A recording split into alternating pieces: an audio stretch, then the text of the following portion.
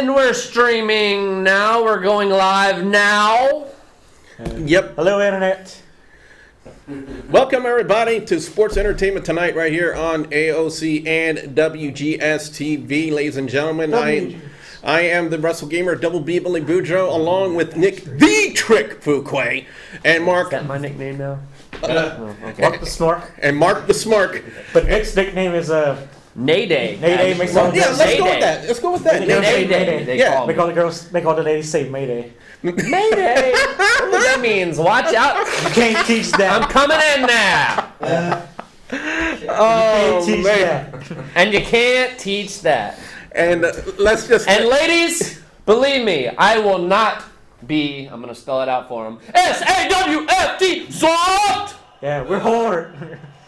Wow. Okay, let's Go ahead, Bill. Let's leave it at that. You know, I'm trying to give you some comedic relief. and y'all doing just that. Y'all doing just fine with that. But like I said, guys and gals, and as you see, Whoa! yep, ladies and gentlemen, joining us from an undisclosed location, ladies and gentlemen. You've seen him many a time with MSX right here on WGS-TV and also right here on AOC, especially on Sports Entertainment Tonight, ladies and gentlemen. You know him as the Insane Machine, Cody Hawkins. Cody, can you hear us? I can hear you loud and clear, Bill. He's coming from an undisclosed location, which, of course, this is a first here where we've actually done a live satellite interview with a professional wrestler. Yes, definitely, as I'm trying to get all of this squared away. But we got a lot to talk about, especially on this in this week's episode. A lot to talk about concerning Monday Night Raw. Ring of Honor's show Best in the World, which was almost a ripoff of CM Punk, if you think about it. They had their big show Friday night, which was a really great show. I'm going to talk about that, including some controversies that happened, especially over in Texas with the Main Event Pro Wrestling promotion, and a lot to talk about. And like I said, this is going to be a fun and interesting show, to say the least. So let's go ahead and get started with the very first thing I want to talk about, and it actually kicked off Monday Night Raw, was WWE actually bringing the storyline of Roman Reigns' wellness violation suspension on TV. And this is one of the things, Nick, that really irks me, because, and it also leaves me to question the legitimacy of the wellness violation suspension of Roman Reigns. Because in the past, when guys like Roman Reigns, like Adam Rose, when those guys had their wellness violations and they had to be suspended, it was never broadcast as part of a storyline. We saw that last night at the opening of Monday Night Raw. That leads me to question how legitimate that wellness violation suspension really is. Well, and we even called that last week when the story broke last Tuesday on Sports Entertainment Tonight. We questioned the fact whether it was not it was a work at the time. Just because, I mean, hey, they're trying to turn Roman Reigns heel, and, you know, ultimately they could use this in the storyline. How many times, as you mentioned, has somebody been suspended and then still been put in a title match on the next pay-per-view? Exactly. It makes literally no sense whatsoever for them to actually bring that to light. If they really wanted to keep a hush on it and actually surprise fans, personally, in my opinion, Mark, they should have never even mentioned it in a promo. But they want to make it a storyline, the reality era, and everybody knows from Twitter, Facebook, and Post-Chalant, Instagram, that he got in trouble, suspended for a drug suspension. But, I mean, like, and they kind of made it like CM Punk. Well, it was kind of like a CM Punk type pipe bomb. Or at least I think that's what WWE was trying to, that, you know, hey, Seth Rollins is breaking the fourth wall. He's talking about this thing. But it kind of ruined it that it showed the tweet. They had the video footage waiting for the tweet, you know? Yeah, I mean, exactly. So that made it not necessarily a shoot, which, cool background. Yeah. That made it not necessarily a shoot, you know, rather than it was planned by the WWE. And by the way, guys and gals, if you want to get in, well, our show's not main line. That's not our show. Yeah. Welcome to the main line. Yeah, but the phone number will be appearing on the bottom of the screen if you guys want to weigh in on topic. And speaking of that, Cody, I got to go to you. I mean, you of all people, especially being involved in the wrestling business yourself, that had to kind of like infuriate you a little bit to see them actually bring that wellness violation into the storyline and actually really question the legitimacy of it.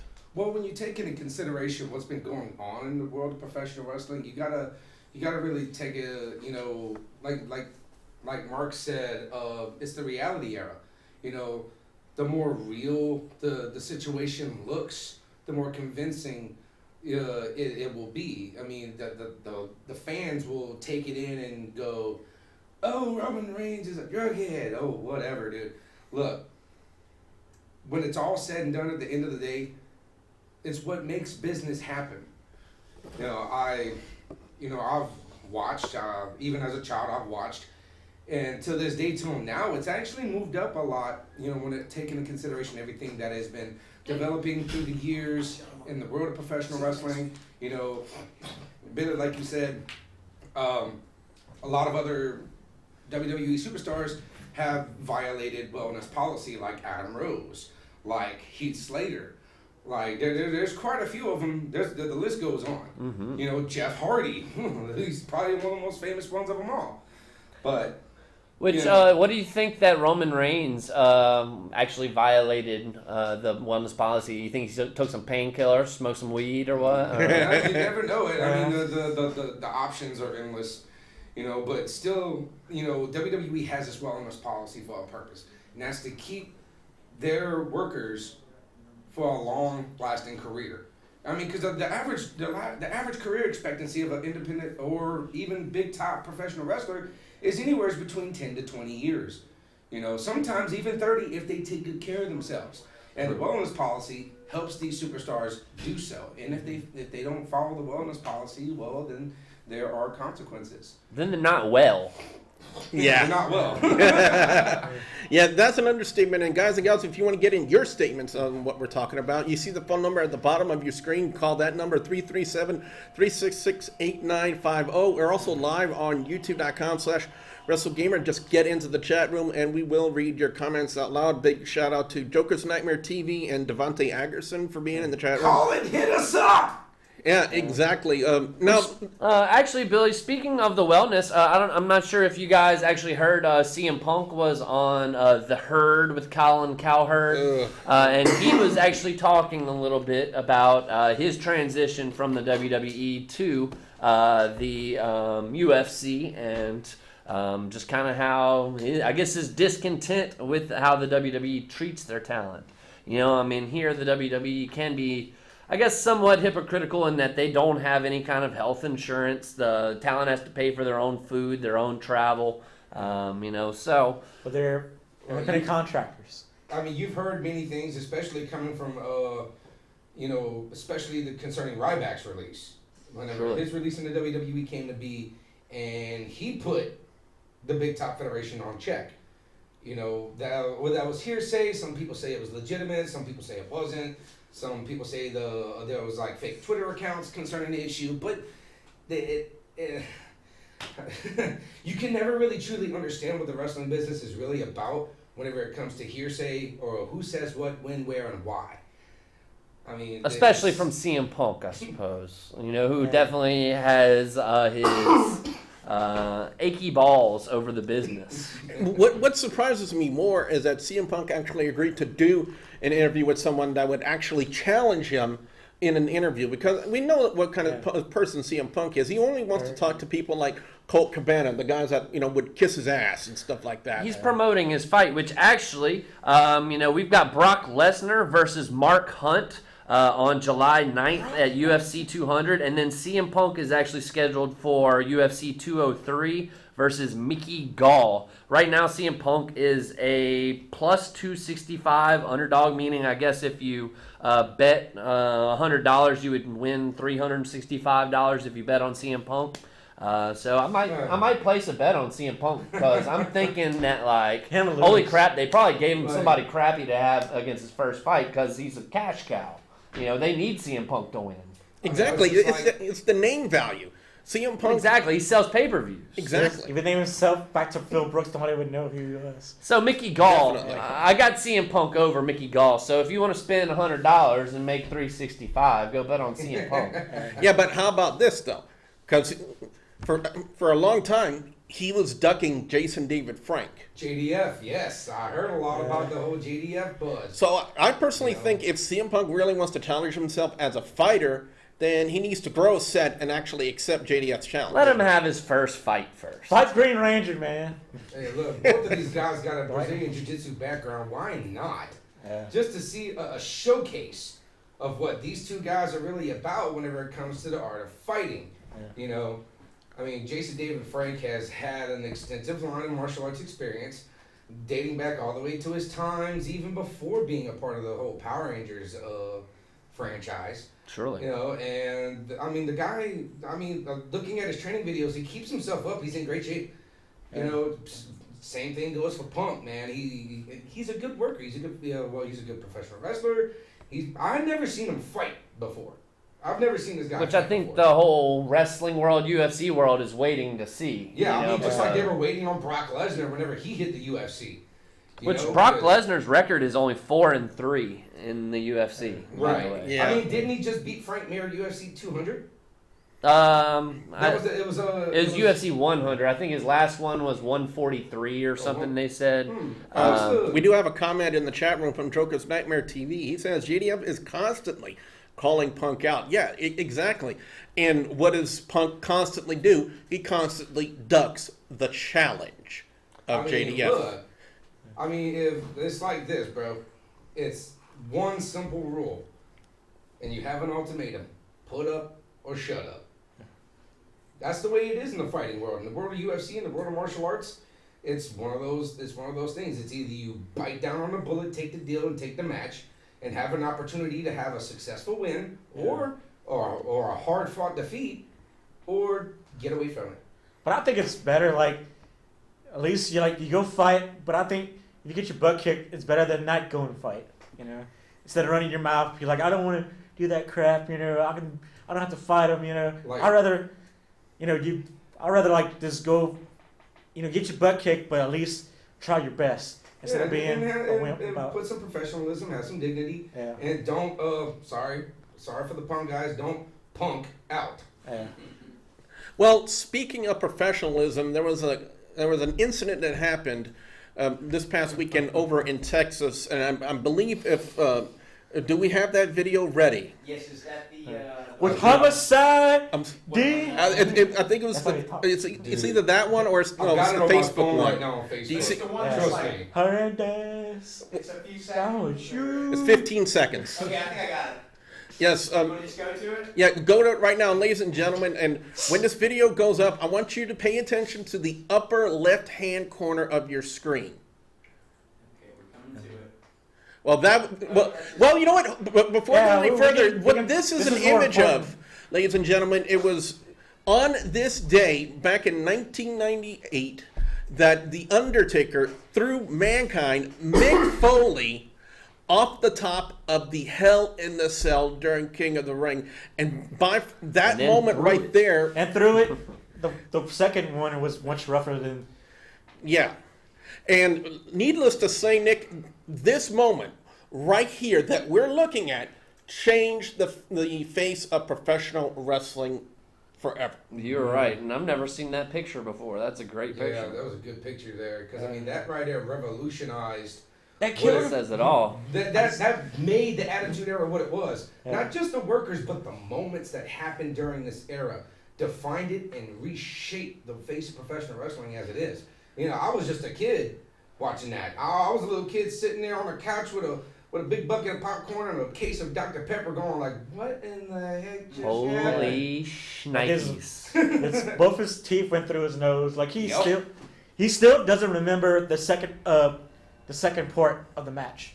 Like, cause wasn't he like carted out on a gurney and Yeah. then he just wakes up and it's like, "No, I'm gonna finish this match." Yeah. Because at the end of that match, as a matter of fact, I did a little report on this guy whenever I was in high school. At the end of that match, the entire crowd, you're looking at about 17,000 strong, Standing ovation. stood up and applauded both of these guys for putting their lives on the line. And backstage, it was rumored to say that Vince said, "That was great, but don't ever do it Yeah, again." he put a governor on it. He put a governor on. Yeah. Which On that that situation. if that had happened in today's environment, the match would have been stopped after the first spot. Oh, They that would could have never had to happen. continue. Yeah. That would never happen this day. They would have put a dampener on. They would have put that. Oh, sorry, having technical difficulties Yeah. on the screen. That because no, it's like they put in a dampener. Which, that. speaking of anniversaries, it is also the 1 year anniversary of the Divas Revolution, the beginning of the Divas Revolution. Mark, first off, can you tell me your opinion of what you thought about the Divas Revolution or Women's Revolution in I thought it was wrestling? gonna be great, but it went downhill. It is going downhill. Why do you think It's so? let off because there's not a diva division anymore. It's the women's division again. Yeah, but still, they're still considered WWE divas. You know. No, actually, they call them superstars now. Yeah, they actually got rid of the term divas out of the WWE and just they call it women's wrestlers. And to me, Or female superstars. yeah, and I think that's actually a better thing to do because personally to me, I think the term divas was actually a derogatory term. And it made them sound dainty. Yeah, exactly. It was like how can I say this? Sexist. Yeah.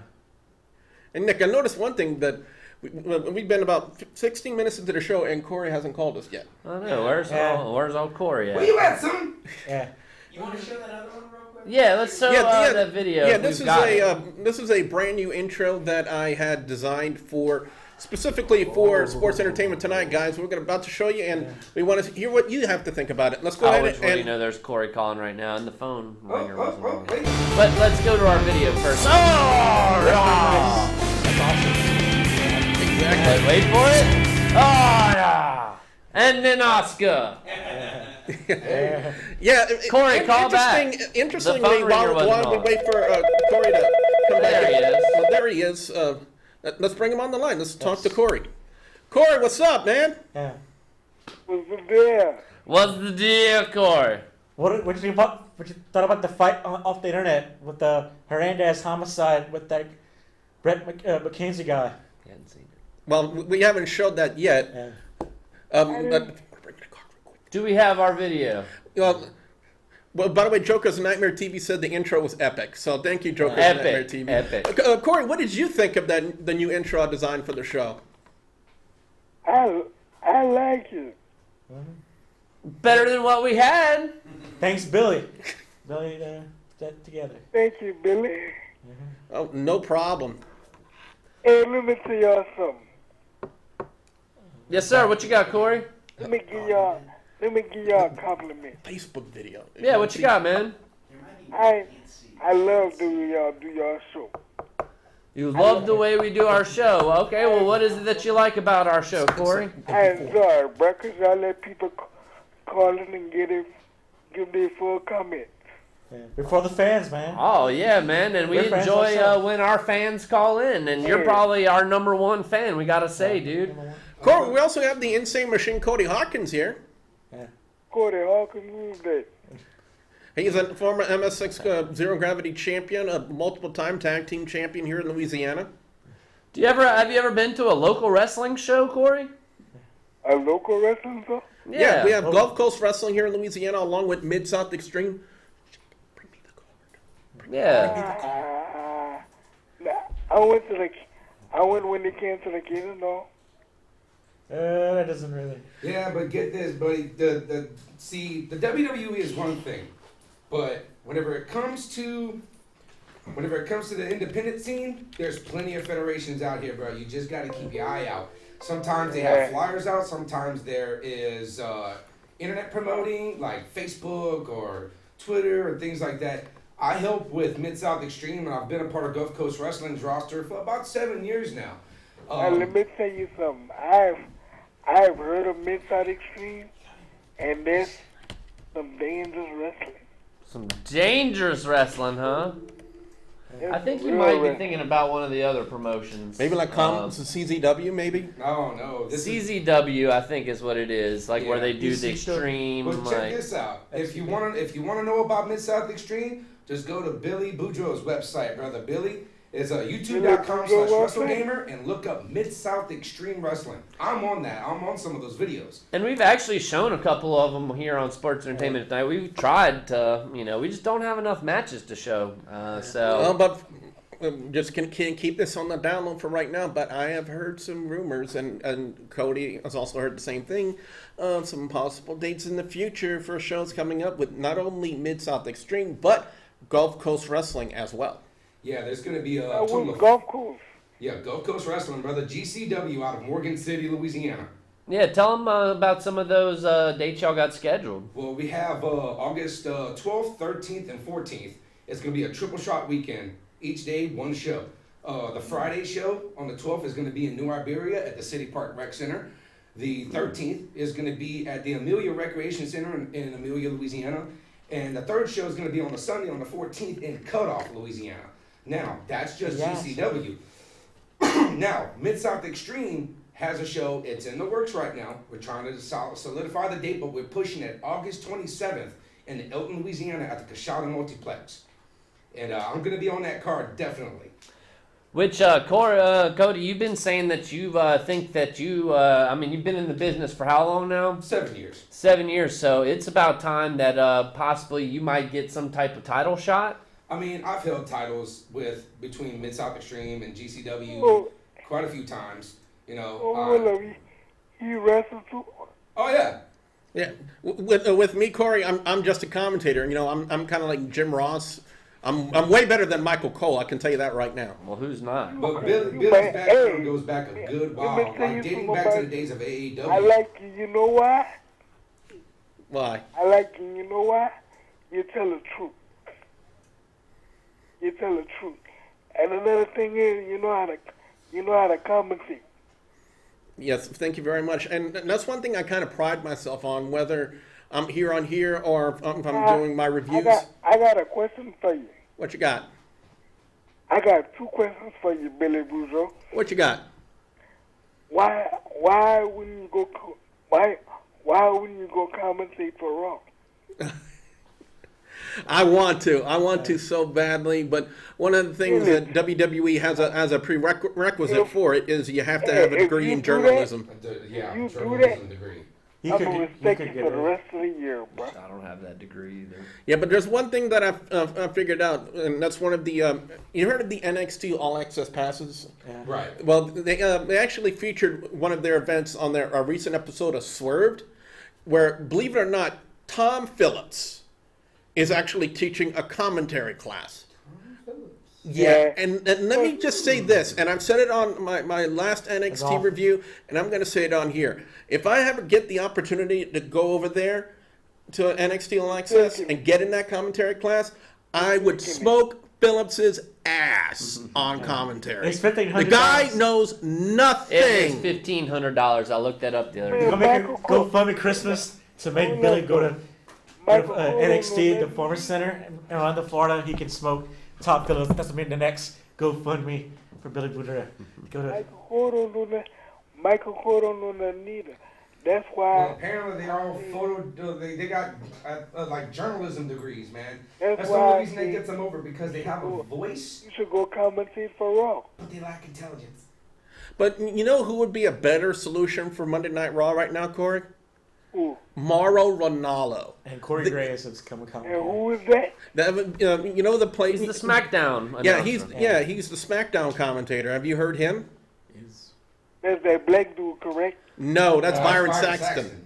No, he's like basically the Michael Cole on SmackDown. But much better. He's much better. He knows all the names of the wrestling moves. 100 times better. And not only that, but the English names, the Japanese, and the Mexican pronunciations. And he is not afraid to actually implement that into his commentary. For a long time, he was the English commentator for New Japan Pro Wrestling. He was also on Access TV with MMA Fights Tonight, I believe it's called. And now he's also on SmackDown. But to me, when they have the draft on July 19th, and I actually thought about it because it has happened once before, where Jim Ross, who was on Monday Night Raw, got drafted to SmackDown, and Michael Cole, who was on SmackDown, got drafted to Raw. What if we're looking at the possibility, Corey, of Michael Cole being drafted to unemployment, and Mauro Ranallo being drafted to Monday Night Raw as the new play-by-play commentator. They could do it like that. Now you see, I would like that because you know why? I don't like Michael Cole. I don't think many wrestling fans do there, Corey. Michael Cole should go back to doing like the voiceovers and go back to doing the Let me tell you something, Nick. All right, these check this backstage out. interviews. I think Corey's got something for you, Nick. I think. Yeah, what you got, Corey? Was the one that worked for who we talking about, Michael Cole? Uh-huh. I would take the one from SmackDown. Mauro Ranallo, which actually, Corey, have you heard about the Cruiserweight Classic? Yep, he's one of the Yeah, I heard commentators about on that. game. Yeah, he's actually going to be the commentator along with Daniel Bryan. Yes! Yes! Yes! Yes! And that starts Wednesday, actually, on the WWE Network. I am going to mark out whenever I watch that. And Tajiri's in it. No, but look, Tajiri, yeah. they should take Marco Ronaldo and put him. I agree with you, Corey. Corey, did you actually, what do you think about the new pay-per-view schedule? It has been kind of leaked out that starting after SummerSlam, we're going to have 2 pay-per-views per month, brother. So we're going to, every 2 weeks, we're going to have a new pay-per-view, and they're going to go back and forth. They actually released it, and I've got the dates here. I'm going to call them out. On July 24th, I guess about 4 weeks from now, we got Battleground. Then on August 21st is SummerSlam. At that point, they'll have done the draft, and they're going to have the Raw brand, SmackDown brand. And then on 9/11, they're going to have Backlash, which is going to be a SmackDown show. Then they're going to do Clash of Champions. They're bringing back all kind of old pay-per-views. Think about what Raw. he just said right there. Clash of the Champions, one of the staples of I remember WCW. Dusty I Rhodes. remember that. No Mercy, SmackDown show on October 9th, then Hell in a Cell for Raw on October 30th. Then they're going to do TLC, Tables, Ladders. Well, actually, Survivor Series is going to be before that, November 20th, and that's going to be both Raw and SmackDown. Then they got TLC, Tables, Ladders, and Chairs, December 4th with SmackDown, and then Roadblock. So get this, Corey, we're going to get 20 pay-per-views per year with the WWE now. Yeah, That's what's up, my friend. that's some money. Yeah. So, and I imagine what they're going to do is basically have a Raw and a SmackDown pay-per-view each month, and then they'll be combined for the big 4 pay-per-views with Royal Rumble, WrestleMania, SummerSlam, and Survivor Series. So that leads to 20 That's pay-per-views good. a year. That's good. That's what's up is what I'm talking about. Yeah, that's Oh what's up. yeah, that's good. Now, Corey, it's time for your trivia question for this week. Are you ready? What you got? Now, Corey, are you watching your TV right now, right? Yep, go easy. Okay, now, do you see the t-shirt that I'm wearing? Yeah. This is Sting. On the very last episode of WCW Monday Nitro, who did Sting wrestle? That's for a belt. Nope, No, it was sir. the Come on, Corey. It Everybody was the knows. very last episode of Monday Nitro, and think about who did Sting have a major rivalry with in WCW. I'll give you a hint. He's a 2-time Hall of Famer. Woo! Think about this, Corey. Hold on. Not Corey, when you see this, what do you think of? You see my hand? What do you think of when you see this? What is it? Wait, I'm lost. Do you remember the Four Horsemen, Corey? Oh yeah. Oh. Who is the leader of the Four Horsemen? Arn Anderson. That was the enforcer. That was the enforcer. But who was the leader and the former 16-time world heavyweight champion? Woo! Wasn't it?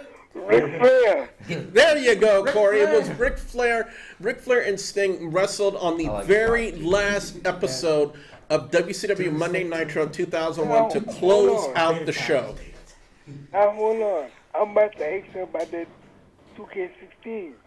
2K17. Well, 2K17, Actually got some and you know news what? on We that. actually have the picture. We actually have a picture of the cover of 2K17, and I We're gotta making say, Jacob work tonight. yeah, but I gotta say this: when you see this picture, I hate this picture right here. I hate it so much. Why don't you like Brock Lesnar? Brock Lesnar. He's the. Why? I don't like the guy. I just don't like the guy. I don't see why people want to drool all over this guy. Oh, look at those pecs. That's what they put on that this year? Yeah, look, there it is right there. Brock Lesnar on the cover of WWE 2K17. I have major objections about Get him this. to come. I don't like that. It's better than Goldberg being on the cover. Oh, you got a point there. No, I'd rather the Undertaker be on there. They've never done that, I don't think. I mean, I don't recall the Undertaker being on a cover anytime recently. Like the Phenom cover. Or what about, Cordy, think about this. What about one of the hot new talents in WWE? Yeah, like a Seth Rollins or Roman, like somebody from The Shield. Why They not haven't have done one of any of them? those because they've pretty much put legends on the cover the last couple So of years. people think Brock Lesnar is a legend? In what sense? Well, the last couple of Hurt years. people. He's the next big thing. But they haven't put a full-time he was roster next member. big Didn't they thing put 2 The years Rock ago. a couple of years ago and Stone Cold one year? I mean, And, Stone Cold was last year, I I believe. mean, like CM Punk. I mean, Honestly, so they did all that push for 2K16 with the Goldberg package. I don't see why they just couldn't push him on that one. For him that, like, I mean, they did it which with, actually that's the 2K17. I don't like Yeah. that one though. Yeah, the new. 2K16 was I like. thought 16 had the Goldberg DLC coming out. No, that's no, 2K17. the new 17? game, Yeah. Yeah, that's crap. it. And think about So that. you- I've been away from the gaming scene. Now, as well. think about that, ladies and gentlemen. We have Brock Lesnar on the cover of WWE 2K17 and Goldberg as the special DLC. Think about those two names, Goldberg and Brock Lesnar. Two people responsible for the worst WrestleMania match in history. WrestleMania 20. I The would disagree worst with you match. there. There have been way worse WrestleMania matches Right. than that.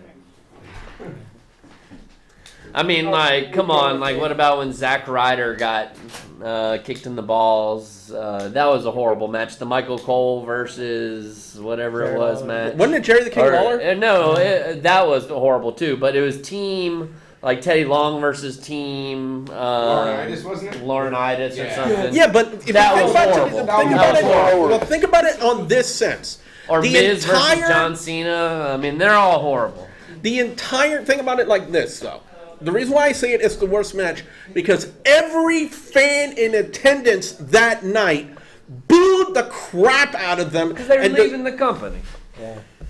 I think the only person that actually got a pop in that thing, Cody, was Stone Stone Cold. Cold Steve Austin. That was Austin. What? Beat Deborah. But anyway, Corey, we got a lot more to get to, and we thank you for your call. And don't worry, next week's trivia question, I'll try to take it a little bit easier on you. All right. All right, Corey, we appreciate the call, man. Have a good night, bro. All right, y'all be good. Yep. So, yeah, we just made Corey famous. So if you want to get famous, too, give us a call, 366-8950. You know, that's how we do. And That's also, how we do. I don't want to. You think I should talk about that other anniversary of the? Well, before we get to that, let's go Did ahead that and happen this week, too? Yeah. Well, before we get that, we're about to show you the video that we were I was alluding to concerning the incident that happened in Texas over at Main Event Pro Wrestling. I want you guys, when this video comes up, I want you to pay attention to the upper left-hand corner of your screen.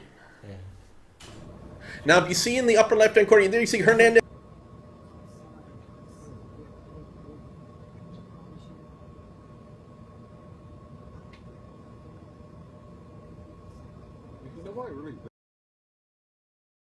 Again, That was- And the lady. I don't know, but And the lady too. and I think we have another caller. So do we put it on speaker? Yeah.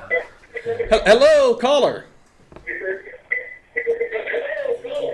What's up? Turn down your TV just a little bit because there'll be a little bit of an echo. I got you, bro. I got it. Yeah. You saw that fight on we just showed? What was that? You saw Can we that? show it one more time, Jacob? Yeah. Yeah. Take a look at this, man. This is Hernandez at a indie wrestling show in Texas, getting pummeled by a guy by the name of Brent McKenzie. What is this? This is at an indie show in Texas. And I don't know if you know Hernandez from TNA. Homicide. LAX. Yeah, Who's LAX. the dude in the box in the red? That would be the Insane Machine, Cody Hawkins. He's a pro wrestler here in Louisiana out of Gulf Coast Wrestling and Mid-South Extreme. So he's talking about the dude who's also on the screen right now. No. This is a different issue. The video you were watching was of former TNA wrestler Hernandez at an independent show in Texas, picking a fight with somebody in the crowd, and this guy Brent McKenzie just started wailing on him. Like, you can see the legitimate punches that are being dished at this guy, pinning him into the if you looked at the upper left hand corner of that video, you would have seen that was a nasty little scrap right there. And it was said that Hernandez clearly stated that it was a work, but it wasn't really a work. That right there, that was legitimate shoot, and it got that guy hot and bothered, and this dude came up and stood up and. Yeah. So who are we talking to, by the way? This is June. Who is this dude in the red that I was just talking to? I've never seen him on the show before. He's like a guest. That's June. This is Cody Hawkins. He is a member of MSX. Mid-South Extreme. And do you do Gulf Coast Wrestling as well? I'm with Gulf Coast Wrestling. It's just let's just say I've had a hiatus for a minute trying to get things straight. June, didn't I speak with you 2 weeks ago and you wanted to know if I was drinking anything? Yeah. How you doing, June? What's up? Hey, June, you've been the cough edit. You've been doing Grandpa's old cough edison. Because Corey was on the damn thing forever. But great hat dude. He was making some comments about basketball a week or two ago about the finals. Oh, and how we think the finals is a work? Huh? And how we think the finals is a work too, and it's rigged? Yeah, what was all that, bruh? What? I mean, like professional sports. I mean, to me, almost professional wrestling at least admits that it's a work. But almost all of the other professional sports have just become kind of fixed. Yeah, Vegas runs professional sports, right? I'm trying to think of whose wife what took to Twitter. Yeah, actually, Stephen Curry's wife even said that it was a work. Oh, dude. Which Stephen A. Smith called her out on it and everything, but. I'm not saying that anything's possible. I mean, anything is possible. But I know that the Golden State's defense was a heck of a lot better than what they were in the last 3 games whenever LeBron and Kyrie Irving were shooting uncontested shots all throughout the game. Yeah. man, if you think that They were loafing, man. Yeah. if you think that professional sports are fixed like pro wrestling is fake, I mean, come on, dude. You living in La La Land, man. Hey, Fake is the wrong word. Yeah, June. Hold on, June. Let me speak for a second, okay? Now, we don't like to use the terminology "fake" over here. We kind of like Is that fake? because Yeah. when I view it, I don't call it that. I call it predetermined. Yeah. But everything that goes into the training, to the movesets, learning how to do everything, all of that is not fake. You have to know what you're doing in that ring. Otherwise, you could get hurt. There has been countless stories. I don't know if you've seen anything like backyard wrestling on YouTube, because these kids with zero training whatsoever think if they can see it on TV, they can emulate it, and they get hurt. They break their bones. There's actually a report of a kid actually breaking his neck doing a moonsault. And Cody, you can attest to this. People have to have the proper training to actually do this, or they can get severely hurt. Yes, there is a reason why we say do not try this at home. Because it's like this. I've been a part of the business for 7 years. I trained a long time off and on, back consistently, days in and days out, before I could even get my first match. And it cuts like the worst comment for somebody to call my sacrifices, my time spent away from home, And my time away from injuries. family, my injuries, fake. I mean, I understand where you're coming It's from with apples it, and oranges, right? but June. trust me, There's nothing fake about the pain that I went through. I mean, scar on my face here, barbed wire. I've got a rotator cuff damage from taking a fall badly, countless concussions. I had puncture marks from staples and hardcore matches, and I mean, trust me, the pain's all too real, my brother. Joker's Nightmare TV in the chat room actually has a comment that Mr. Anderson used a lot in TNA. Pro wrestling is real, people are fake. Pretty much good quote. Yeah, I used the wrong word. I shouldn't have It's used okay. fake. Yeah, It's okay. I caught that. You know, I mean, it's a slip up there, June. You know, but you got to realize you got a bunch of professional wrestling people around here, so And actually, a they're gonna professional jump wrestler. on that word real quick. Yeah, considering you have a commentator and a professional wrestler on the chat. And somebody's training. Yes, sir. What you got, Mr. June? Have y'all ever kissed a girl before? Yeah. You know what? That gets favor. Bye. Yeah. This is what we do on here. We like to take. June, we did it like that with your mama, baby. He's gonna come in like. Hello, caller. You're on the air on What Sports you got about Entertainment that, tonight. June? Yeah. Hello, caller. You're on the air on Sports Entertainment tonight. How you doing? Hey guys, Weird Paul here. Weird Paul. Weird Paul, what's up, dude? I got a question for you. How come a great wrestler like Austin Aries is staying on NXT? The guy's phenomenal on the mic, and he's a Well, fantastic I can athlete. actually kind of maybe put an input on that because Austin I Aries think we all is can. a great worker. He is an astounding worker. He's been around the world. He's been working for some of the best federations around.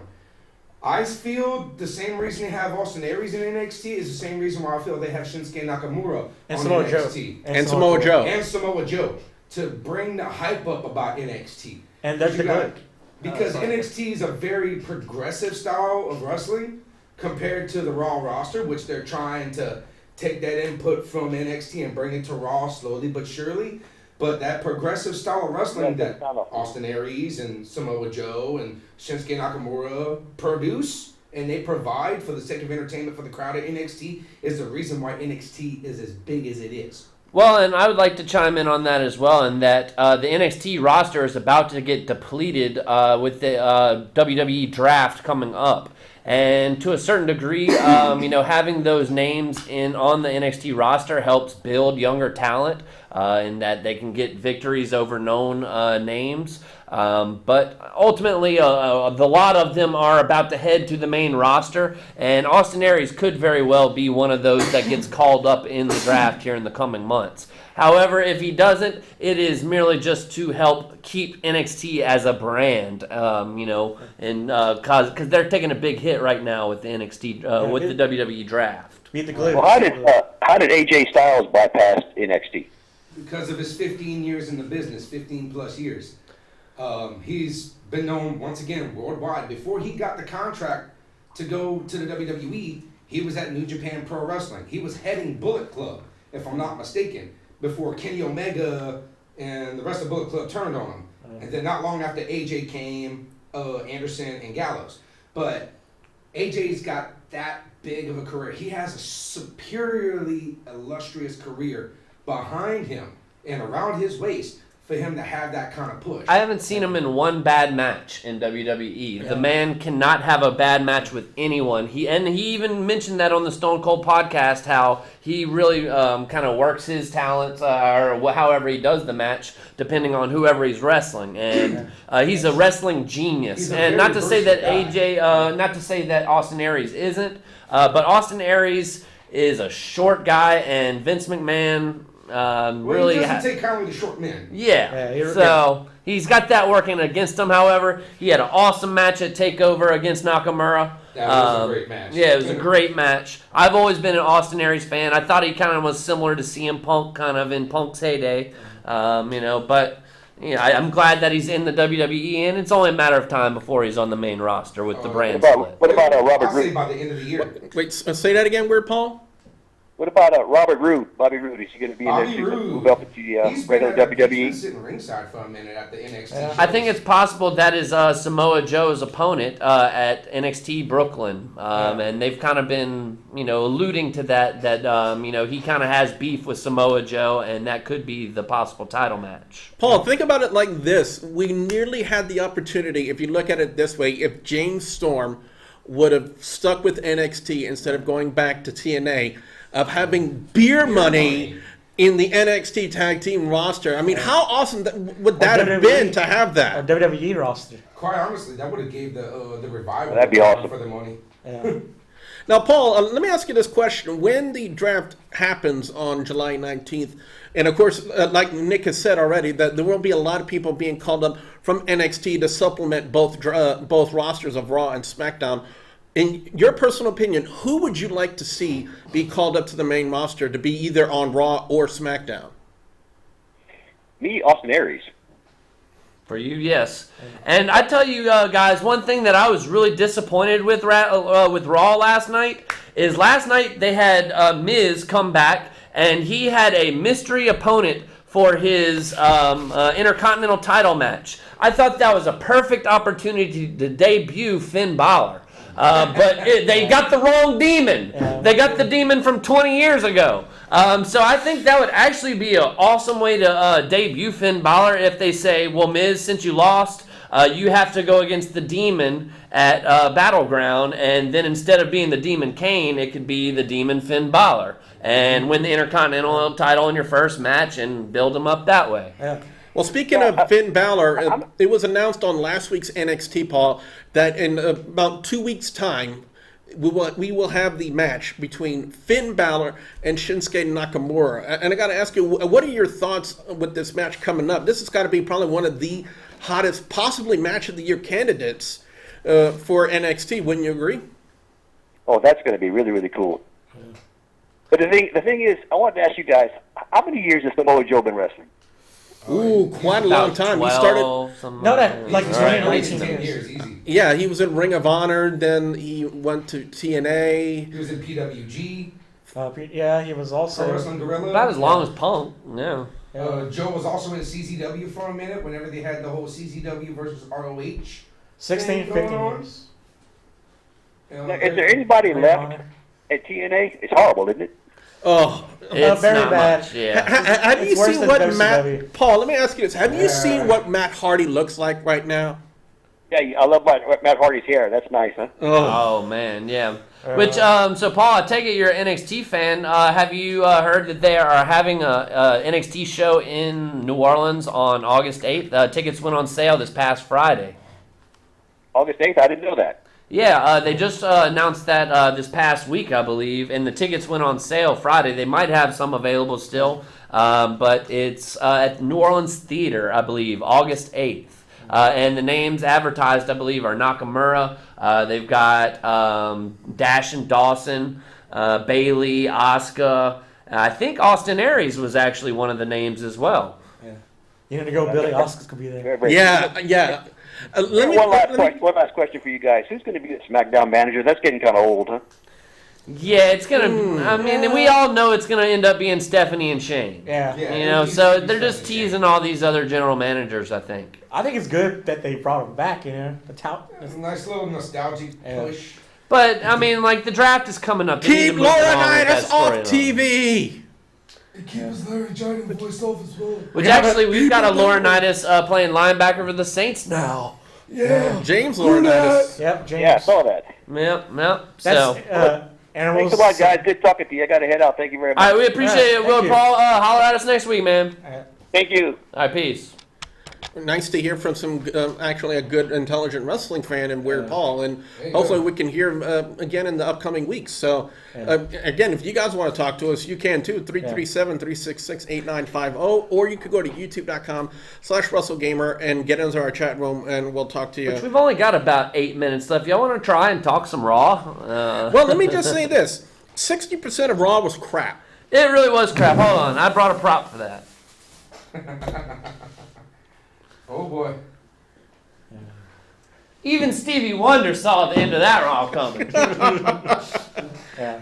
Now, there were some Come high on. points to a Monday Night Raw. For one thing, the highlight reel with Kevin Owens and Sami Zayn, that was actually... That was good. Also the New Day dressed as the Wyatts was one of the highlights of the show for me. Yeah. And they're still playing up to the point where Xavier Woods seems to be freaked out by Bray Wyatt. People in the IWC saying that Xavier Woods might go to the Wyatt family like Daniel Bryan.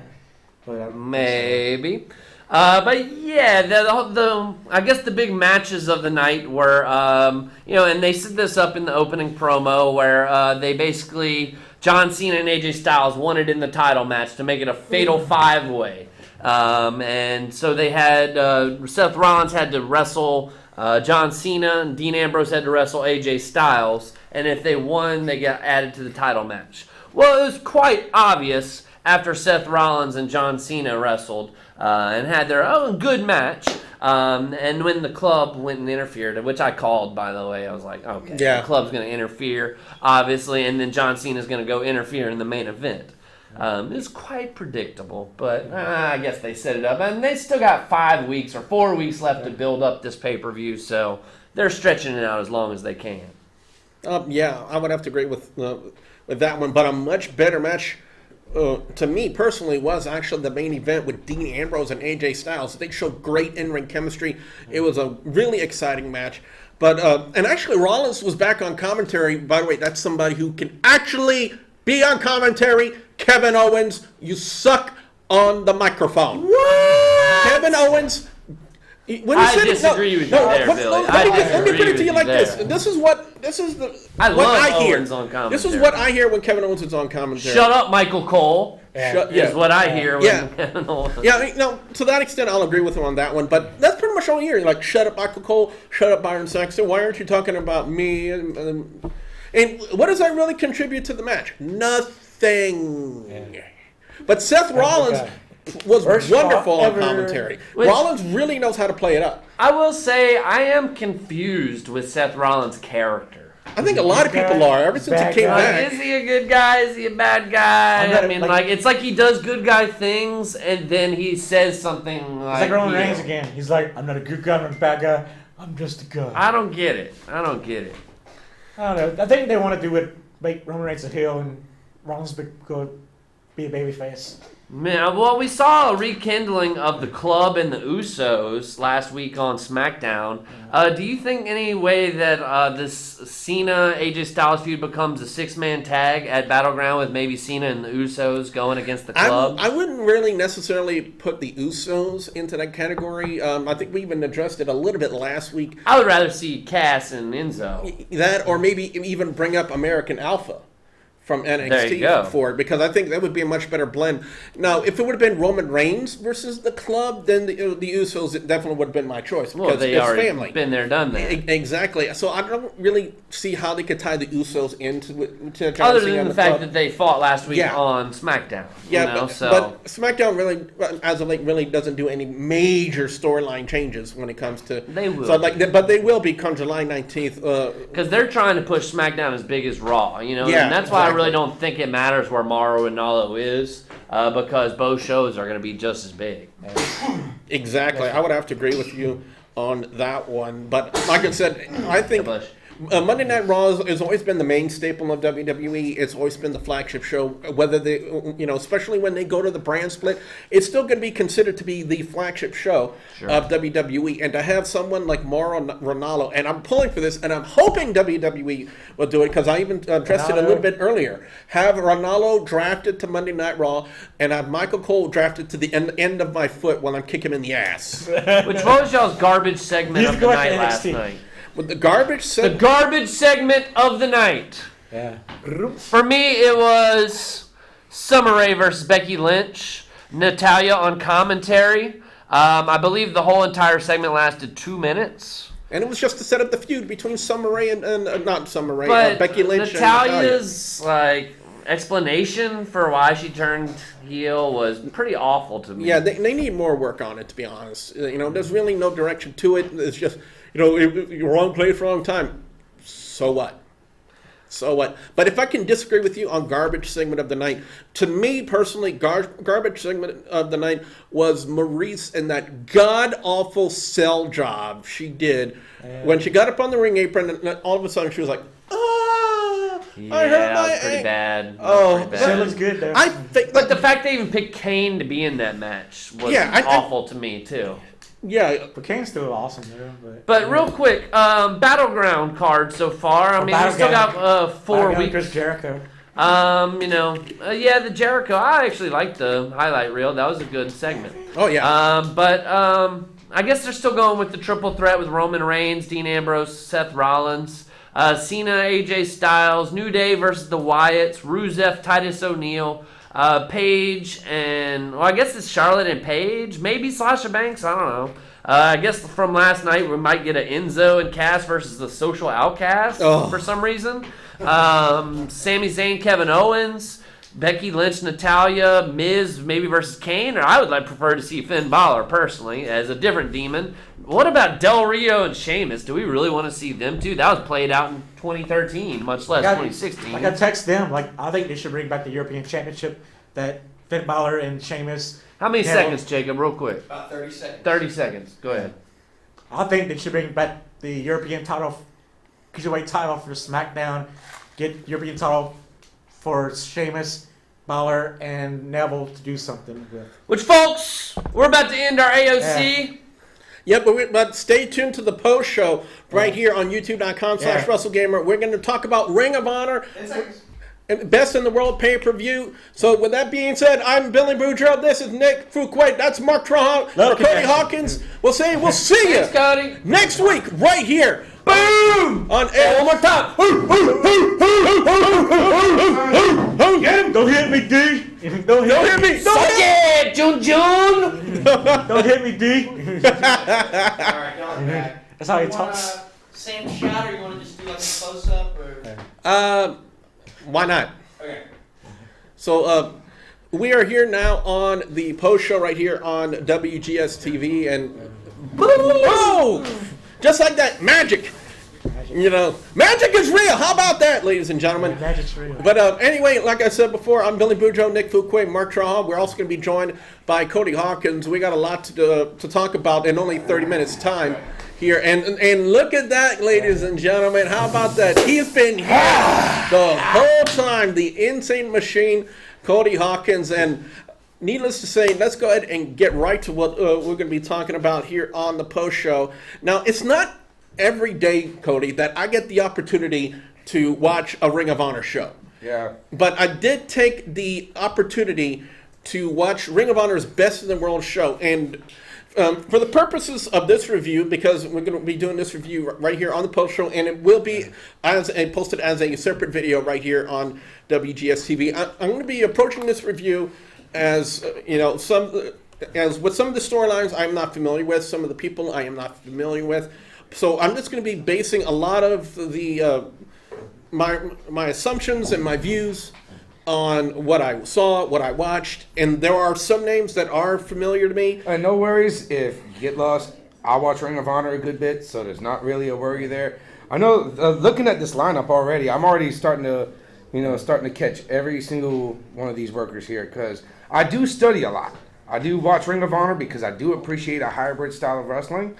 Even though I've got an old school feel to my style of wrestling, but I do have my high impacts here and there. And Ring of Honor is just one of those federations where you want to watch. It's because if you're into high octane, high energy wrestling, they will take their time, but they're going to make every shot matter. Yeah. But before we get started, I think Joker's Nightmare TV in the chat room wants me to make it aware from the Social Outcast, the hard jokes from Bo Dallas. And I'm like, okay, I am gonna change my pick from garbage segment of the night from Maurice to the hard jokes from Bo and the Social Outcast. What in the blue? And we could say this because we're on YouTube now. Blue fuck was that? Yeah, we get to say the dirty words. There we go. Yeah, because we are solely on YouTube right now. No FCC here, brother. Exactly. So, and as we get the review started, we're going to look at the opening match. It was Kyle O'Reilly and Kamatachi. I hope I'm saying that name it's correctly. Kamatachi. Yeah, Kyle O'Reilly is one heck of a submission specialist. He is a good worker, and he mainly, a lot of his style is based on submission work. But he does have a lot of hard kicks, a lot of hard strikes, good elbows. So that match right there, that was a great one to say the least. Is he one of them But that's how did that one I'm trying to remember how that one ended. Well, it was Kyle O'Reilly locking on what they called a spinning armbar on Kamatachi, and Kamatachi tapped out. By the way, listening to Kevin Kelly on commentary made me want to shoot myself in the head. Because I thought Kevin Kelly was actually supposed to be a quality, decent commentator. A word to the wise, Kevin Kelly. If for some reason that you're watching this. Is Steve Carino still the color commentator? No. No, I think, isn't it him and Nigel McGuinness still, or no? No, it's him and Nigel McGuinness. Now, that's a man you want to listen to whenever you watch a Ring of Honor wrestling match. Yeah, but Kevin Kelly, word to the wise. Just because Michael Cole does it, doesn't mean it's good commentary. Yeah. That's all I'm going to say about Well, back to doing backstage interviews, Kevin Kelly. Now, from what I was able to gather from the second match that happened between the man was called the last real man, Silas Young and ACH. Now, ACH is kind of like me, Cody, and Mark. You know, we're into anime. I would assume that you're into anime. Oh, major otaku. Well, I am. Yes, I know I am. Hentai.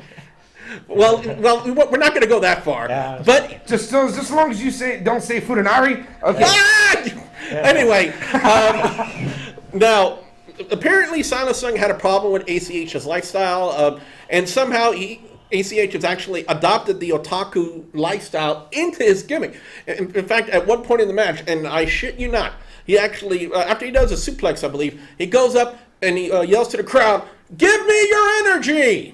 Hey, he pulls a Goku. Yeah, he pulls a Goku Spirit Bomb. But I got to say, for the match, for what it was very entertaining. I was very impressed with both Silas Young and ACH. It was ACH hitting, and this was a 450, but he called it the Midnight Star on Young to pick up the win. Now, these two names in the next match, I am very familiar with, and I'm talking about Mark Briscoe and Roderick Strong. First off, what kind of drugs is Mark Briscoe on? I have no idea. It's got to be crazy, bro. Mark Briscoe, him and his brother Jay, they're probably one of the most dominant tag teams known in Ring of Honor history. You know, and with Mark Briscoe being as crazy as he is, you know, good old redneck kung fu over here, all of it. It gets over so well. You know, I mean, Mark Briscoe going through what he's been through, him and his brother going through what they've been through in Ring of Honor in the past, 10 plus years, you know, you see Mark Briscoe with missing teeth. Yeah. Okay? That is legitimate stuff right there. People want to call wrestling fake. No, correction. Yeah. Take a look at Mark Briscoe's grill, and so like you'll a see hockey just player. how fake wrestling is. It is like a hockey player. Now, the way they would play out this storyline between Mark Briscoe and Roderick Strong, by the way, the news reports about Strong have been confirmed. He is leaving Ring of Honor. But the way they would play out this storyline between these two is apparently Briscoe was looking for respect from Roderick Strong, and Strong was not reciprocating the respect. He was not giving it. So they would end up having a match. And I got to say, amazing stuff out of these two guys. And it did not disappoint either with this one. And Briscoe would end up hitting two Fisherman Busters on Roderick Strong, and then they would end they would end the entire segment after the match, you know, with the not only shaking the hand, but one of those.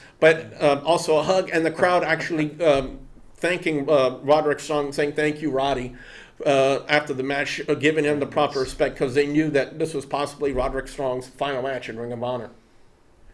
So, would I like to see Roderick Strong in WWE or possibly NXT? I would love to. Hell yeah. Oh yeah, he would be a great addition to the NXT roster.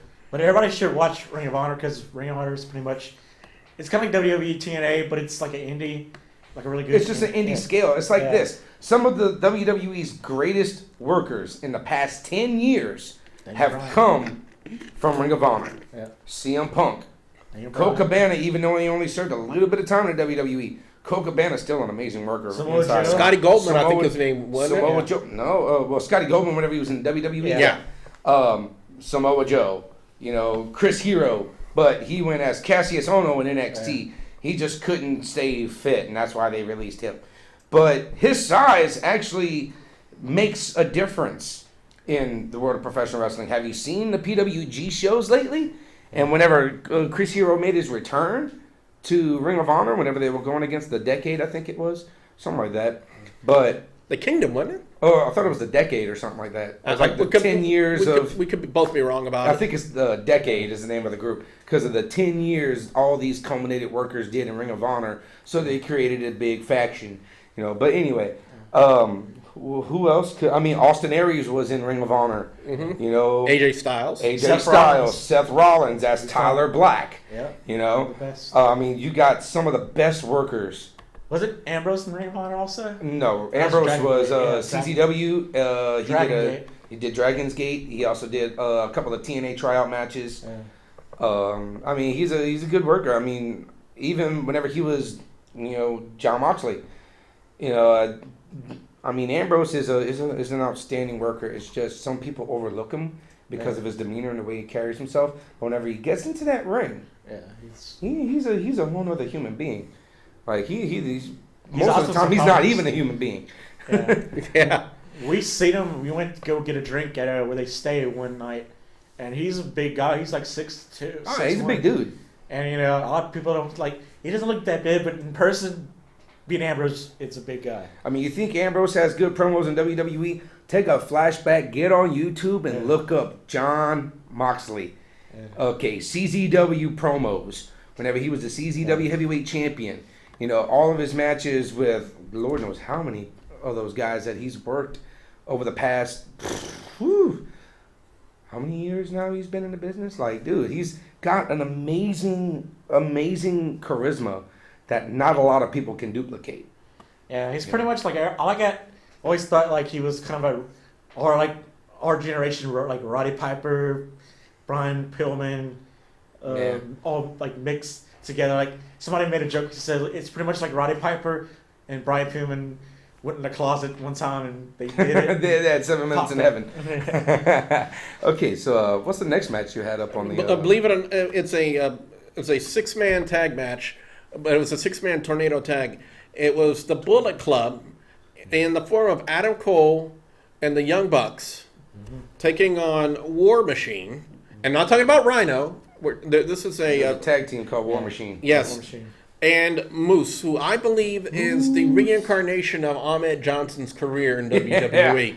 Is he better than Norman Johnson? Now, He's a Bullet great Club. worker, man. He's a very powerful. Now, I have issues with the way Bullet Club is presented in Ring of Honor. From the Bullet Club I've seen in New Japan Pro Wrestling, they're like the badass version, the tough version. The thing about Bullet Club is just different, with New Japan, Ring of Honor. Like I love Ring If of they Honor. had brought Kenny Omega, it would have been a whole lot more interesting. Yeah, but this incarnation of the Bullet Club that I saw at Ring of Honor, Adam Cole and the Young Bucks, basically, first off, the Young Bucks are ripping off DX's. Yeah, because they're doing so. And Everybody now doing that too sweet stuff and now Adam Cole, believe it or not, is going around saying, "I'm Adam Cole, baby." Basically, ripping off. If you could rip off somebody's gimmick, why not rip off somebody better than Heath Slater? I don't know. Why go around doing that? And not only that, it's maybe a ribbon. Why is Heath the Slater. super kick the main move in their move sets? I mean, it looked like they're making the super kick look weak. It's cool to see it, but you gotta put that in moderation. Young Bucks always remind me. yeah, but of when the you see it Midnight for the Rockers. 9,000th time, and Joker's Nightmare says he wants Batista. I don't know why. Batista sucks. But we'll leave it at that, Joker's Nightmare. But you might want to quickly remind me what you're referring to with Batista.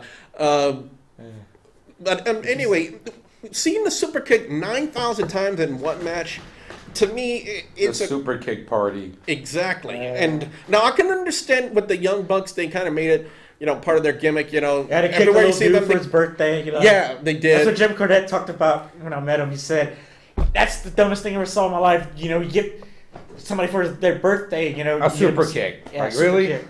Yeah, that's the worst thing that ever happened in business." He said. And believe it or not, the Bullet Club got the win with, guess what, a triple super kick.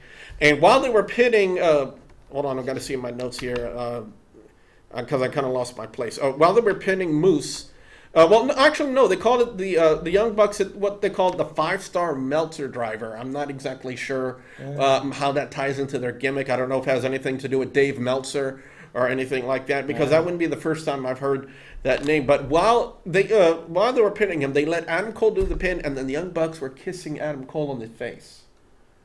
I don't know. It's just I don't understand that. brotherly love, or No, you don't kiss another man on the face for any reason other than if you're It's in the good mob, heat, and it's the kiss of death. It's Well, it would have been over in Japan, but I'm not too sure about Ring of Honor. was it like a kiss like one, or like a kiss like a French kiss? Like the double kiss on yeah, the the cheek, you know? occasion, like, Yeah. Yeah, but on each a cheek. While he was making the... Yeah. But anyway, following that, we'd actually have two tag teams that I'm very familiar with.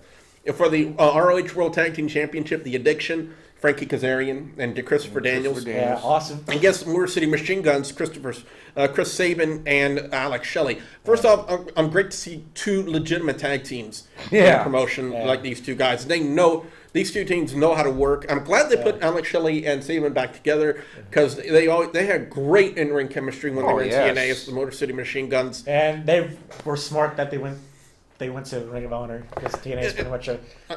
And I gotta say, it was a great match. At one point, Kawatachi came out and actually picked a fight with a guy named Jay White, who was in the crowd.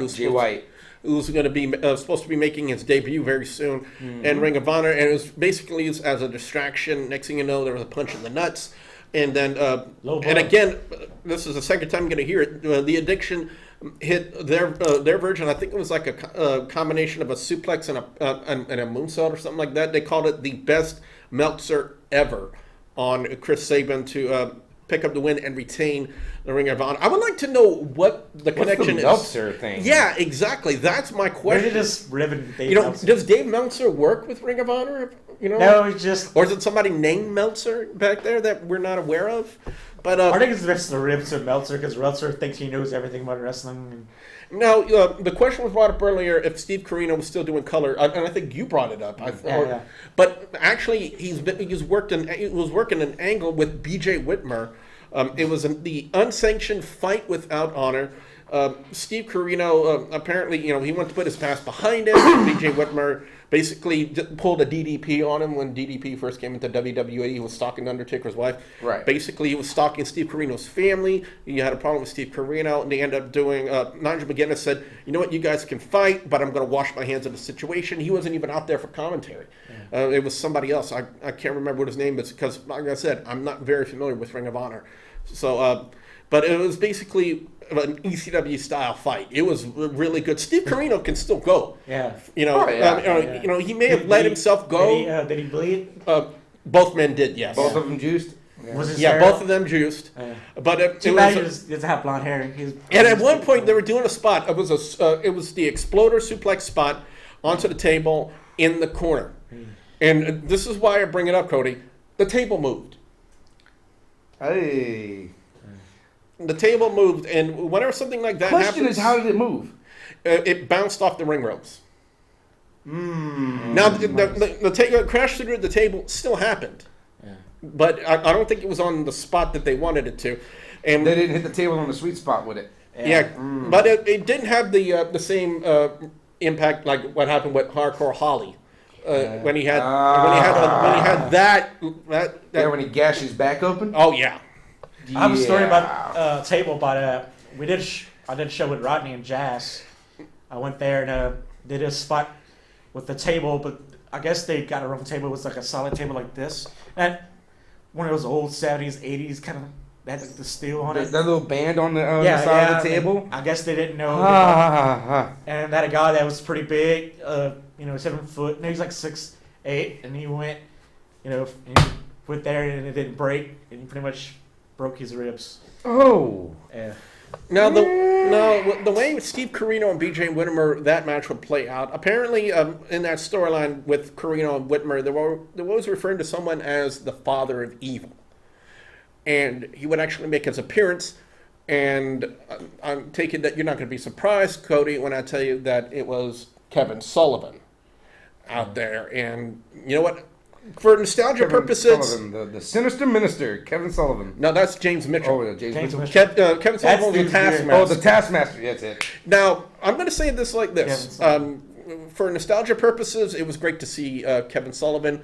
Yeah. You know, he brings a lot of historic name value. When people think of Kevin Sullivan, they and as I feel like Joker, an idiot now. as Joker's Nightmare TV said, Kevin F. and Sullivan.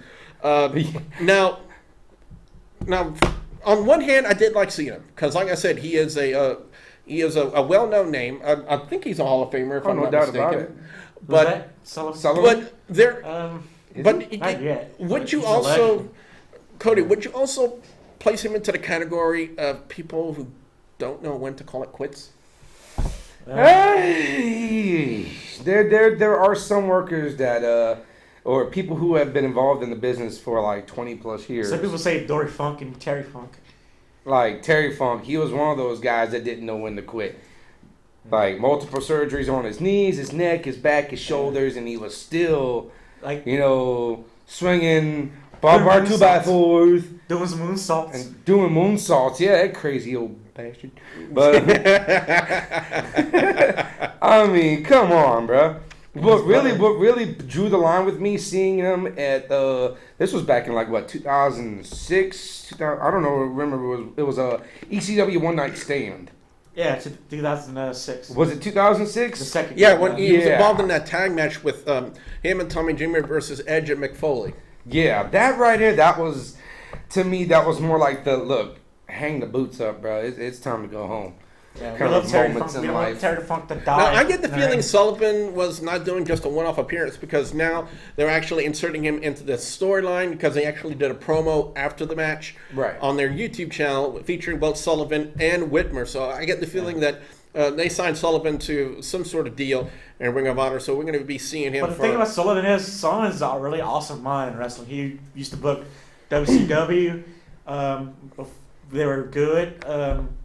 He did, Florida Championship Wrestling. They were big time in the 80s with the Grahams. He has an awesome mind for the business.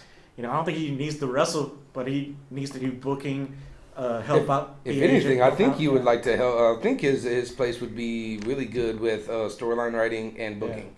Booking. Because the dude's got an outstanding intellect for the wrestling business. Like, I would love to be, wrestle Ring of Honor and be in the same room. I could have bet Kevin Sullivan, but I didn't go that week. The weekend that they went and wrestled over there, he went. Right. There was a show in Mississippi, and Tracy's mother was there. I was like, really mad that I didn't go because I would have loved to. I was supposed to go to that show. Didn't that happen earlier this year? Or was it like last year? That was like a few months ago. Yeah, I was supposed to go to that show. I was supposed to go over there with Rodney Mack and Jazz. Yeah, and I wanted to go. I was going to go too, but I couldn't. And I was like, man, I could have talked to Kevin Sullivan, wrecked his mind, and Tracy Smothers. Talk about wrestling, The ROH World Television Championship on the line. Bobby Fish, the champion, defending against Dalton Castle. What can I say about Dalton Castle? Well, first off, he comes out, basically he plays up the entertainer part of his gimmick really well. He's flamboyant. He's basically the Gorgeous George of this era. Right. And but basically comes up with an entourage he calls the Boys. Basically dressed as Las Vegas showgirls. Wow. And after he makes his entrance, like I said, it's basically pure showmanship. He does like feathers. He's like showing it up like that. Like wings and stuff like that. Or some Johnny B. Bad kind of stuff. Yeah, kind of like that. And during this entire match, there was only two of them that were made, and apparently there was a chant of "fan him up" from the crowd. I really didn't know what to make from that, but the way that they categorized these two guys, Bobby Fish and Dalton Castle. Bobby Fish was more of a striker type of a gimmick. Dalton Castle basically was more wrestling oriented, with suplexes and headlocks and submission holds and stuff like that. Right. Now, it was a very decent match, but the way the finish of this one came to, it was Bobby Fish countering what was called the Batarang. Don't ask me what it is, because like I said, I don't know who Dalton Castle is. And after watching one of his matches, I still don't know who he is. But he countered it into a victory roll pin, so therefore Bobby Fish retains the ROH World Television Championship. Now this match right here, this on stage segment right here, Kenny King and Rhett Titus. Isn't that like the All Night Express? I believe the name of their tag team was back. Yeah, but now they formed it with, I'm trying to remember who it was, but they call him now the Minister of Information. And basically they cut a Donald Trump-like promo calling themselves the Cabinet. And several times during the entire promo, they actually cut back to Kevin Kelly and Nigel McGuinness on commentary, face-palming them. I don't necessarily agree with that because, first off, it's of my personal experience and opinion, Cody, that commentators should be heard, not seen. Well, it's just to me that's Ring of Honor's formula of having their commentators seen. You know, especially during promos and things like that. Like you see with the WWE, you don't see that much. No, You'll see them, you know, camera on commentary like in between matches and things like that. Yeah, but Or like not talking, yeah. but not during the matches. You know, like or during promo cuts. Yeah. It's By not very. accident, yeah. You'll hear them. You'll hear them, no doubt about it. But you will barely ever see them unless they get singled out, and it's a set storyline. You know, shooting on the commentary. You know, but with Ring of Honor, their formula is a little bit different. They like to show their commentators because of their, you know, they're just trying to get, how can I say, publicity, so to speak, yeah, to the commentary to where, because Ring of Honor wants to share their wealth, you know, in the form of getting to meet everybody. You know, it's like the situation with, you remember the days of, like a while back, about Cheeseburger? yeah. Cheeseburger, the security guy, next thing you know, he gets, you know, they work him into training and everything, and he gets a match and all that, and oh, dude, Lord knows how many times I'm like, dude, why are y'all doing this? But then they get the build up, and I'm like, okay, all right, I can dig it, you know, but. Now let's turn our focus to the main event of ROH Best in the World, the World Championship match, what they billed as the rematch a year in the making. The champion, Jay Lethal, along with Taylor Hendricks, who, by the way, is wider than Sheamus for some reason. Yeah, I noticed that. Taking on Jay Briscoe. For those of you who don't know, Jay Briscoe and Mark Briscoe are the IWGP Heavyweight Tag Team Champions. Yeah. And I think, I'm trying to remember who the IWGP Junior, aren't the Young Bucks the IWGP? I think the Bucks are the junior tag. Yeah, what's the difference between the two? Is it like weight class? Weight class. Okay. But it was Jay Lethal defending the ROH World title against Jay Briscoe. And I got to see. First off, Jay Lethal has ascended so far since when he was in TNA. Oh, definitely. Especially when he was Black Machismo. Wasn't that bad? Those were the days. But Jay Lethal, to me, him and Consequences Creed, Lethal Consequences, the tag team. Yeah, I remember that. Now, I don't know exactly what the House of Truth is. Oh, Truth Martini. Yeah. Oh, that is a well-known manager. Like he has managed some of the best ROH, like some of ROH's greatest heavyweight champions. So House of Truth is a stable? The House of Truth is a stable. He managed Unbreakable Michael Logan. Okay. He's managing Jay Lethal, Adam Cole. Dude, like the list goes on, dude. Like even with Adam Cole in the Bullet Club now? No, before that. Oh, okay. Before Adam kind of took a step away and joined Bullet Club. Because he's Adam Cole, baby. You know. Yeah, he was with the House of Truth, and I think he also. I think I'll get something from a store. I think he also managed a tag team under the House of Truth. Yeah. Like every now and then, like you'll see Truth Martini with a nice suit, long hair, ponytail, got the Book of Truth, in his arms, and whenever he's in Japan managing Jay Lethal, the book's in Japanese to cover. So of course he has a major respect for culture. So I got to give him that, and plus. The dude, he's a good worker. And the matches that I have seen with Martini in it, he works women. Yeah, really? He works females and puts them over like big as hell. Like, wow. And the women that he works against are actually quite talented. You know, it's kind of like that, you know, oh, I can beat anybody, you know, kind of situation. And next thing you know, a chick comes out. I'm like, okay, let's do it. Basically, he's the new era Andy Kaufman, in a sense, wouldn't you say? Yeah, so to speak, yes. Now, when it comes to this matchup with Lethal and Briscoe, they pulled out all the stops. Well, I believe it. Those two have been known for doing that. Yeah, they even had one point when Briscoe actually pulled off the lethal injection on Jay Lethal. Yeah, that's a pretty awesome move. If y'all don't know what that move is, look it up on YouTube, bro. Well, I can really describe it. It's basically a headstand bounce off the ropes into a diamond cutter. Boom. Exactly, and they did so many awesome things. I know they even tried to do the J Driller, which is a Tiger Driver. Tiger Driver. But it got countered. But it came down to Jay Lethal with the lethal injection on Briscoe to pick up the win and retain the ROH World Heavyweight Championship. I got to say, that was probably an amazing main event. I'm not going to say probably. It was an amazing main event for Ring of Honor. Yeah, and so, I mean, you're looking at two of ROH's best workers. You know, you're looking at two of ROH's best world competitors. You know, Jay Briscoe, over the past couple of years, he's been having some rough time with the whole, they've been putting him through the line with, you know, him taking on his brother, thing about respect, things like that, you know, the world title on his hands, you know, especially the ties with him and Michael Elgin and him and Jay Lethal. And, I mean, it's... they're actually using Jay Briscoe like they're supposed to, because he's a great worker. He's a no nonsense, no BS worker that wants to entertain, that wants to prove his worth. I mean, they've been in, like, they even cut a promo, the Briscoes themselves, not to go off subject here, but they cut a promo from ROH's archives because they had a tryout with the WWE. And I remember that. And the WWE told them they are not, quote unquote, cosmetically appealing for the WWE. They are not. And Gene Snitsky was? Yeah, that's what I'm saying. The Briscoes were not cosmetically appealing. Oh, I get it. Now, the Snitsky had McMahon's look. You know, he was a big guy. Oh, big guy, yeah. Yeah.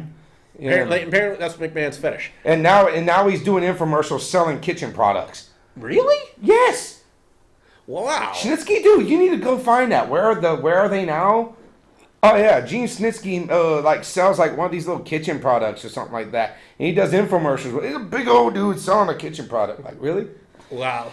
Well, but anyway, my overall score on ROH Best in the World, I'm going to give it a 4 out of 5. I was really entertained from start to finish. It was an amazing card. Taylor Hendricks at one point in the main event actually got ejected and went completely batshit crazy and actually doused Nigel McGuinness and Kevin Kelly in water. First off, I'm going to say this, and it might get a hate some for some reason, but to me, Taylor Hendricks doesn't look like the Taylor Hendricks from TNA. No, she's actually, in a way, she's evolved, so to speak. I'm talking body type. Like a body wise? Yeah, she's gotten paler. She's gotten, well, I mean, the gimmick goes over pretty well. I mean, yeah. Her gimmick is amazing, and she, you know, hot-headed, you know, that style gimmick, you know, that style of, you know, professionalism that she has with her gimmick. You know, she goes over quite well. I mean, the crowd does what they have to do. She does what she has to do to get the crowd to do what they have to do. You know, and yeah, I mean, that's just the up and down about it with Taylor Hendricks. She's good. She's not to mention, she's a pretty avid worker. And Joker's Nightmare TV, when it pertains to Gene Snitsky, he sells beard oil and beard products. Oh yeah, that is true. That is true. Beard oil and beard oil products. He does do that. I'm going to give my best match of the night for Best in the World to the main event with Jay Lethal and Jay Briscoe. You want to talk about a way to cap off a pay-per-view. And the style of match that they had, it was absolutely amazing. It had the crowd on the edge of their seats. And when they finished, they both got a standing ovation from the crowd. And I would give them one too, but I would be showing up off camera. That's all I'm going to say about that. The silliest segment of the night, it's got to go to the Bullet Club's pin of Moose, with the Bucks kissing Adam Cole on both sides of his cheek. That looked absolutely ridiculous. But get this, the Bullet Club are considered a face in the Ring of Honor. Why I Well, don't know how. I mean, that's just like in PWG. I mean, have you seen their crowds and how they react to the Bucks? It's like they're a heel tag team, but they all like their crowds love them. Yep. So if we can get our director's attention, that's pretty much going to conclude it for sports entertainment tonight here on WGS-TV. We'd like to thank all of you who joined us via the online stream right here on youtube.com/WrestleGamer. We will be live every week right here on Tuesdays at 8 p.m. Central Time until further notice. And again, to those of you who called in this week, and that's to Corey, to June, and Weird Paul, who's a new caller, as far as I'm concerned, thank you very much. Hopefully we can hear from you guys next week right here. And hopefully, June, you'll know what to talk about and not to talk about on this show. Yeah. Yeah, there was a specific reason why I actually hung up on you. Okay, that's all I'm going to say. But if you want to talk a little bit about it more, you can do it in the comment section below on this video. Cody, if there's any chance you can go get the attention of our director, because I don't think he can hear me. One moment, please. Yeah. So again, there are some things that are tolerable on the air, and June, you said one thing that was basically intolerable. So that's why I hung up on you. Because we're basically flapping in the wind here. Joker's Nightmare TV, have you seen the new Brock Lesnar, the new cover of 2K17? Because basically right now, we have no way to shut off the stream without our director here at AOC. So, like I said, I'm still kind of flapping in the wind right here on YouTube. And again, this happened 2 weeks ago. Well, no director found right now. Oh boy. So basically, like I said, we're kind of flapping in the wind. I don't even know how to turn it off over there. If you see a button, but let me know. But don't press it until I do the closing. Let's see. Well, I can. Well, it looks like it's already stopped.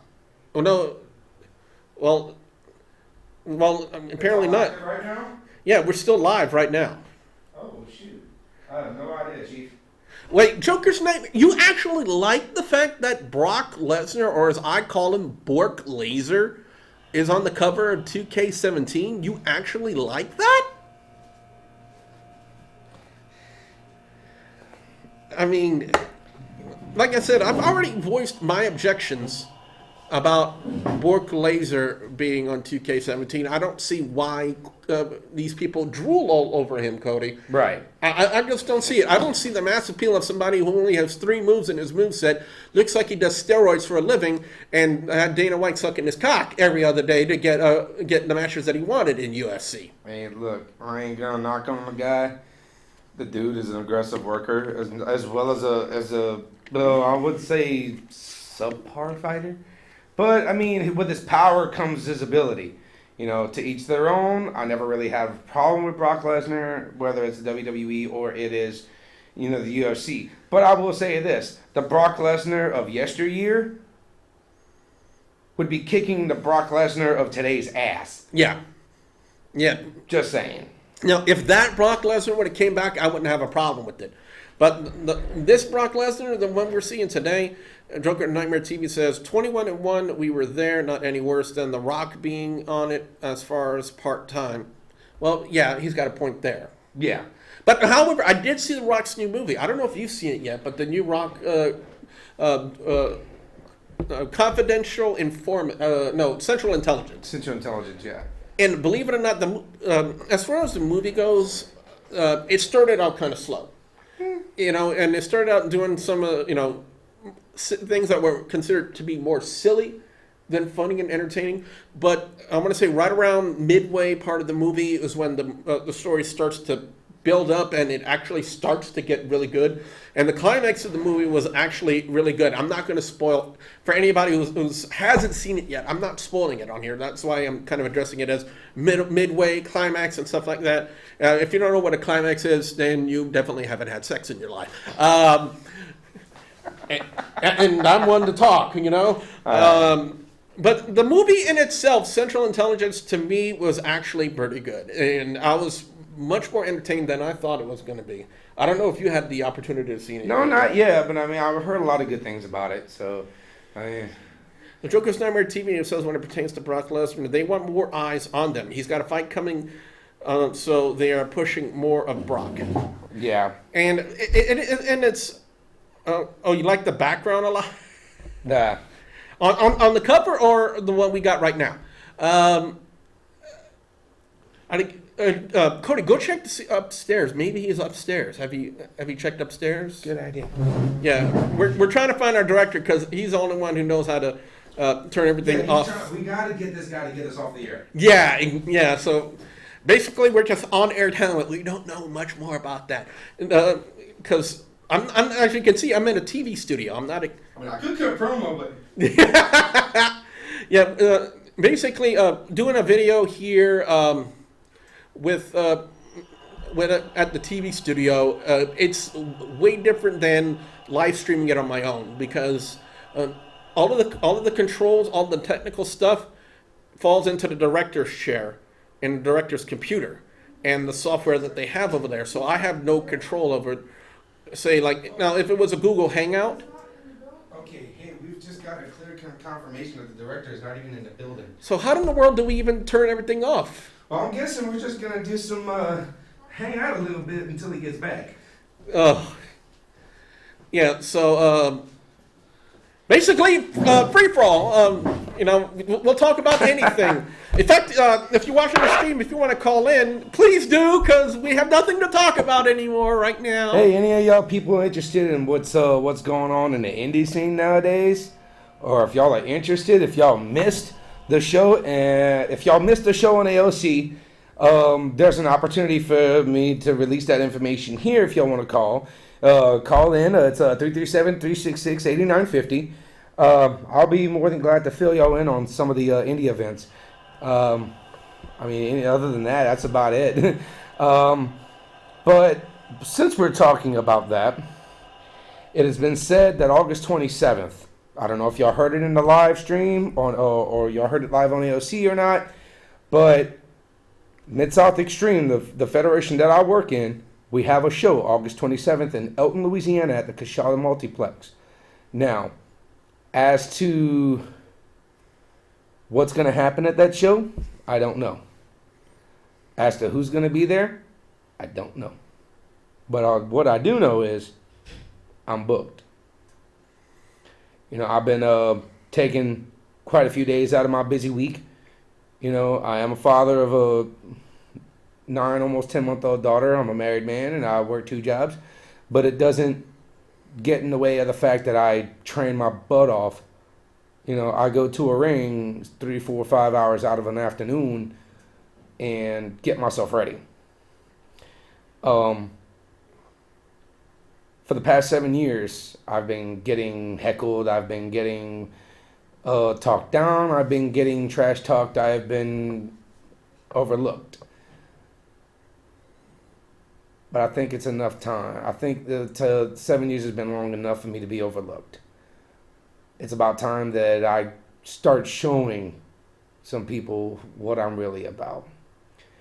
You know, I've been working out. I've lost a lot of weight. I mean, you can tell if any of you people watch Billy Bujo's YouTube page and see any of the matches with me, Cody Hawkins, you're going to see from a couple years ago, I was a really, really, really big guy. Yeah, I was weighing over 300 pounds.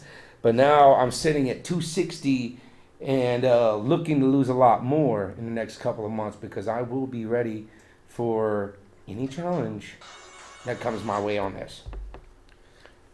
Hey, Nick, we're one thing you left your notebook here. and we have no idea how to turn off the stream. Me and Cody are basically flapping in the wind right now.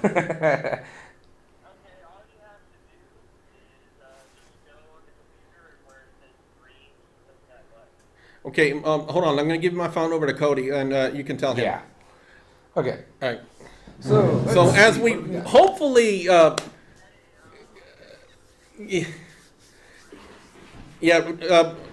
finally, Joker's Nightmare TV. This will be the last comments of the stream. He says, "MSX, we got to wreck it. Haha. Whether swinging hatchets or bringing destruction, I'm coming, and then I'm with you, Cody. Gotta show 'em it's time." As we're finally getting ready to turn off the stream. It says stream. Okay. All right, you see it?